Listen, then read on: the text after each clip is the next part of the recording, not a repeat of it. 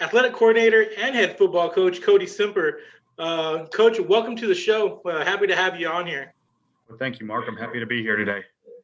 Yeah, as everybody knows, we've been extending our sports coverage to the Coastal Bend, and we're starting to have more live games from people over there, from schools coming on and everything. So we're just happy to start to form that bond a little bit with some of the coaches. And so about you, Coach, summer. And since March, it's really been a roller coaster ride for everybody. How are you faring over there? How's it? How you been coping? What you've been doing? It's probably a busy life there as a coach. Just Yeah, I would say that you characterized it correctly when you said it was a roller coaster. We've been able to get. Can you hear me? Okay, Mark? Yes, sir. We were able to get our summer started, and we were rocking and rolling and putting together a few really good weeks in a row. Most of the schools in the state of Texas, we were going to take the week of 4th of July off, give our kids a break during that week, and we extended that shutdown of our summer strength and conditioning. Ended up being closed pretty much through the entire month of July due to the COVID spread in our area, very similar to what those guys were experiencing down in the valley where you guys are. But we were able to get back to work on August 3rd, so we're back into our second week of workouts now.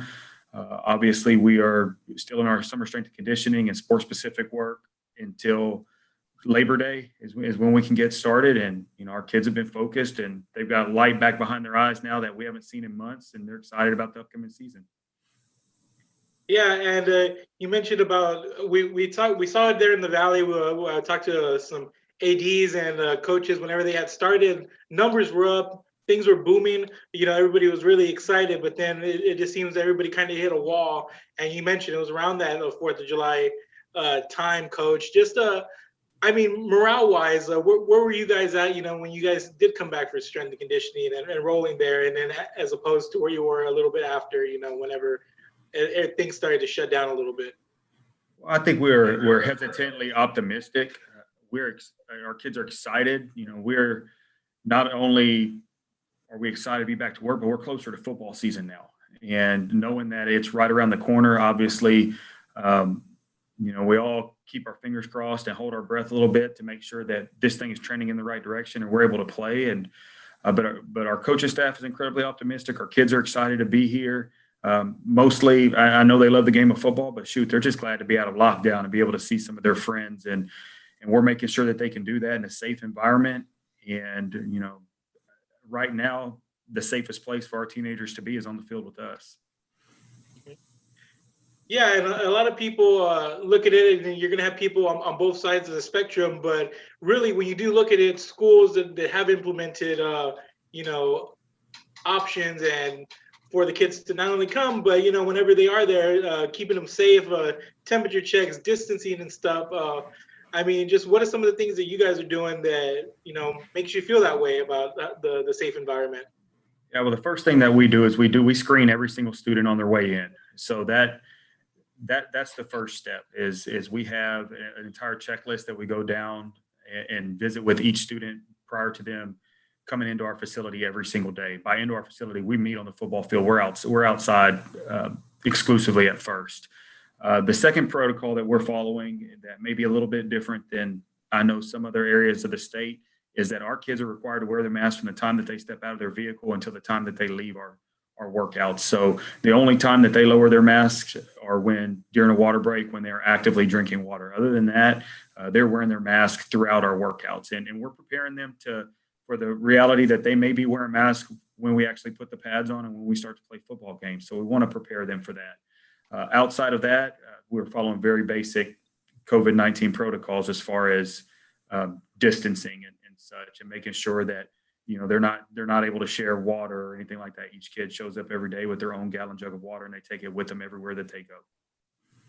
Yeah, awesome, Coach. Well, I'm glad to hear that. You guys are obviously doing your due diligence, and obviously it sounds like a very safe environment for the coaching staff, the coaches, kids, and whatnot. So kudos to you guys for doing what you're doing. Now let's move on to something a little bit more positive, Coach. We are getting near football season, and fortunately, you're in one of those areas where there's not a lot of county mandates, so you guys are able to come down and actually have the workouts, and then you guys are not too far from starting up, Coach. First of all, let's remind everybody that you guys had a late run into the playoffs last year. You finished fourth in the district, I believe, but you went all the way to the fourth round. Had a really great, solid finish to your season, Coach. Let's talk a little bit about that last season. What was it like playing in such a tough district? Last year, Miller, Victoria West, Flower Bluff, and you guys was just such a grind all season long, it seemed, and you guys were able to finish strong. Just chat us up about last year. Yeah, since we opened up Veterans Memorial High School, we haven't had a district of smaller than 9 teams. So we're used to the grind. We're used to playing very good competition all the way through. We had a season of peaks and valleys, as you might have mentioned, and it is really the first real adversity that our team has faced in the last few years. We lost our starting quarterback early on in district play. We lost our backup quarterback the next game, and we played 4 or 5 district games with our JV quarterback, who stepped up and did a tremendous job for us and actually led us into the playoffs. And it all worked out to where we actually started hitting on all cylinders when we hit playoff time. We did have a very difficult path when we got to the playoffs. Of the 4 games, 3 of the teams that we played were district champions of their district, and the one second place team that we played was San Antonio Veterans, who was only second place to San Antonio Wagner in their district. So we had a tough path, but our kids, we were a young team last year, and it just took a while for it all to come together, and we really started playing well at the right time. Yeah, for sure. And just you see it all the time, I feel, especially coming out of a tough district. It's kind of how you finish, but even coming out of the season, I think you lose 2 of your last 3 district game. You fall in a shootout to Miller. You lose in overtime to Victoria West, and then you're able to just boat race Carroll. But you come in and then you take out Mission Veterans, and that's a Mission Veterans team that, historically, especially the last couple of years, everybody in the Valley will attest to. That's a very tough team, usually, coached by Coach Gilpin over there.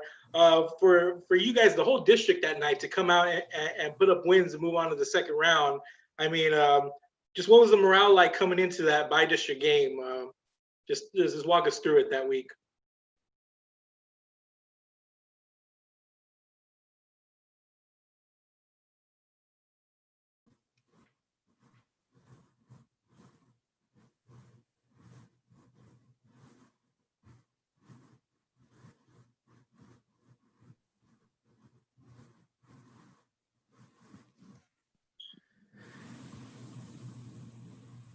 Hello, Mark. Are you there? Yeah. Sorry, Coach. Did you get my question? I had a little pause out. I'm sorry. I think that the internet's a little unstable on my side there. I heard you mention Mission Veterans. Okay, yeah. No, I was just saying, coming in and playing a team like Mission Veterans, and coming in on the morale that you guys were losing 2 of your last 3, but getting the win, coming into by district. What was that? What was the attitude? What was the morale during that week? Going into the postseason. Yeah, I think our kids have been hearing since they were in middle school that the most important game is the next one, and we never put too much stock into a single game. So we're always going forward into the next game. We just came with an attack mentality, and we know, our kids have played enough playoff games over the last couple of years to understand that once you hit week 11, it's win or go home, and they weren't ready to put up their pads, and they came out and played really well in that game, and were able to keep it rolling for several weeks. And for sure. And then you came out, big win against Veterans Memorial, but I think the big game came against Miller. You lost to them about a month prior in the shootout, but then you guys come out, get into another shootout. What was the biggest difference in that game, Coach? I mean, you guys had momentum coming in, against a district foe, your district champion. Just what was that game like? What was the hype like that game? Just what was it all? What was the feel for you guys? They're a very talented team, and they're a very well coached team.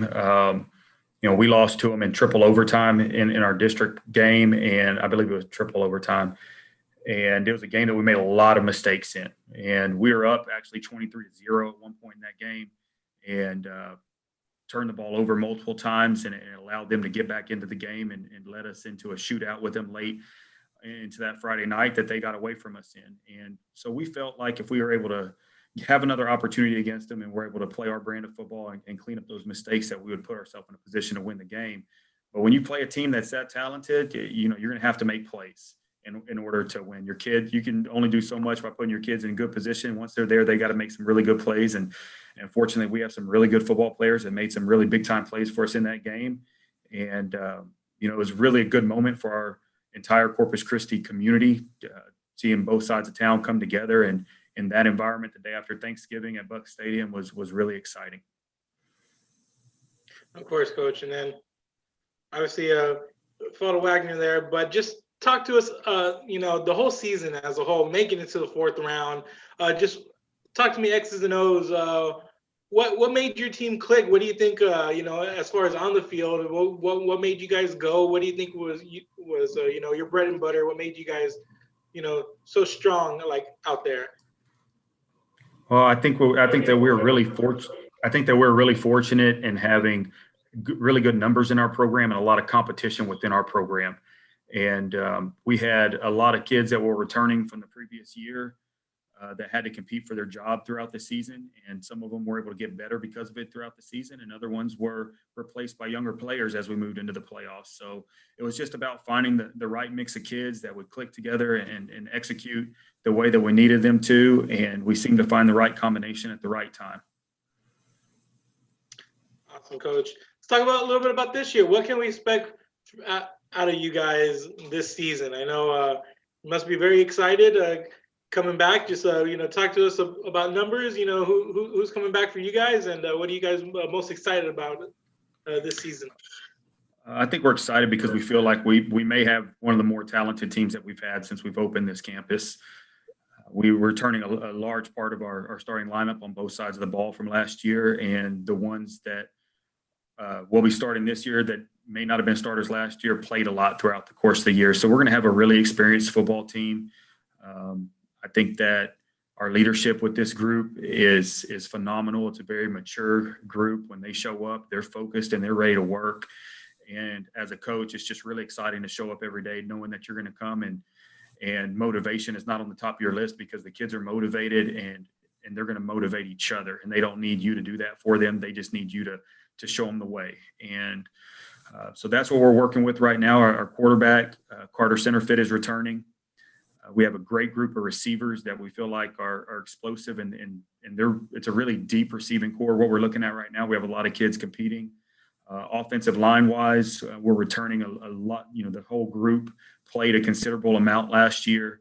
Even if they weren't a starter, we are replacing a running back that started for us the last 2 seasons. And that's really the question mark offensively for us now. We've got multiple young men that are competing for that job right now. Defensively, we feel really good about where we are, especially at our linebacker position where we're returning all 3 starters, and in our secondary where we're returning some really talented kids. Our defensive line is going to be our question mark because we had a very senior laden group up there last year. So we love our group of kids there. We feel like that they're really athletic and they're good football players.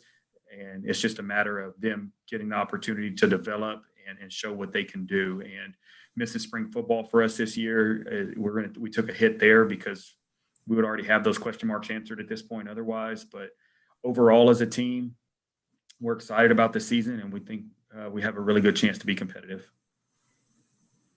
Coach, you talk about some of these kids getting considerable playing time. You mentioned you brought up your quarterback, and he started to click late in the season.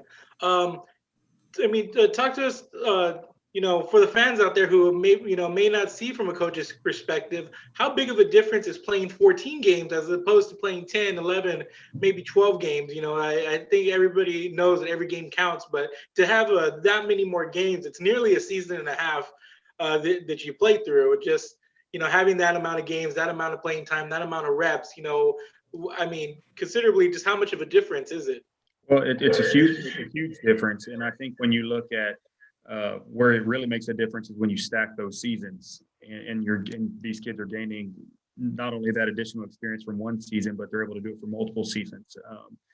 So our young man that's coming in as our starting quarterback this year, who started at quarterback last year, he's been a part of 10 playoff games during his time in high school. So that's almost an entire additional season that he's been able to be around the game of football and develop. And help him with his cognitive ability and processing the game. And I think it's also, when you get deep into the playoffs and the grind of the season starts to wear on some kids physically, you're going to have some younger kids that step up and help you in some playoff games. And it's incredibly valuable experience for them, and it gives kids that may not have had the opportunity to overtake a position during the regular season or early on in district play, really have the opportunity to win jobs late in the season and continue to develop as you play into the playoffs.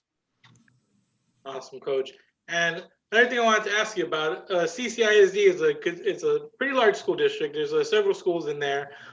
So obviously within the city, the talent spread, we see that here in the Valley with areas like a Brownsville area or like Harlingen, where towns that, multiple schools in one city. But, just chat us up about the talent level there, and the state of Corpus Christi football and athletics. It seems like more and more teams. Last year, there was a bunch of teams that were very competitive, and you obviously played in a very tough district with a lot of Corpus area teams. Just talk to us on the state of the amount of talent that's there in the Coastal Bend area and the Corpus area. Yeah, I think we're playing really good football in the Coastal Bend right now, and I think that is through all classifications. We don't have a 6A team in the Coastal Bend right now. Everybody's 5A and below. I think that there are some schools that in the lower classifications are always traditionally some of the best teams in the state. When you look at teams like Refugio, and then Refugio and Cal Allen are, unquestionably two of the top programs in the state year in and year out. Flower Bluff has been very, very good in recent history in the last 10 years. And of course, you have the traditional powers of Alice and GP. And the question mark really in our area has been, what is the state of CCISD and how well are CCISD teams playing at the time? And really, I feel like in recent years, the level of competition within our district has increased and really made CCISD teams formidable again. And that's a testament to our athletic department and our superintendent that have really bent over backwards to improve our facilities over the last few years. And of course, supporting our coaches and supporting our kids and giving us an opportunity to compete with some of the single school districts that are around us. Awesome, Coach. And yeah, there'll be no doubt that, the time that we've spent in Corpus and the games, I've worked in Corpus, in that area, the Alice area, as a reporter. And it's, yes, there's especially you talked about the last 10 years, there's been a lot of good athletes, a lot of good schools, a lot of deep playoff runs, and not only in football, but it transcends all sports. So I'm definitely looking forward to seeing what you guys have, especially the rest of the district and the rest of the Coastal Bend area this year as we expand our coverage area, Coach. But it was I just want to say it was great talking to you today. I want to appreciate you giving us your time today, and we're looking forward to seeing what you and Corpus Christi Veterans do this season, Coach. Of course, Mark. Thank you so much for having me on. No problem, Coach. And that's going to be the end of our 1 o'clock show. And want to thank Coach Simper once again for joining us and giving us his time.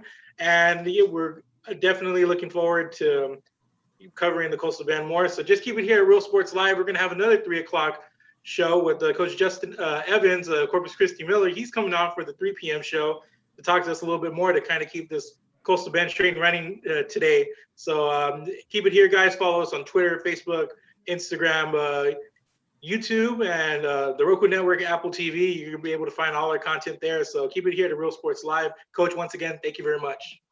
Thank you, Mark.